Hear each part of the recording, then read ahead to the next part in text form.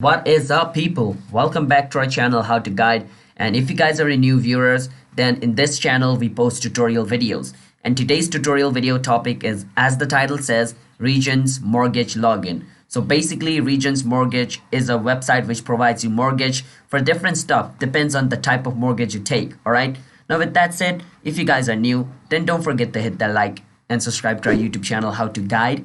And let's move on, shall we? So the first step is just want to search for Regions Mortgage Login, and after you search for it, it's going to display this under Google, and you can use any search engine you want. I'm using Google, so just a preference of mine.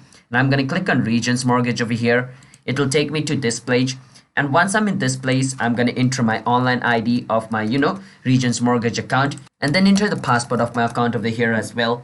And then once I click on login, I should be able to log in into my Regions Mortgage account and apply for a mortgage or see anything inside my account. Alright, with that said, hope you guys understand, and don't forget to hit that like and subscribe to our YouTube channel How to Guide, and bye bye everybody.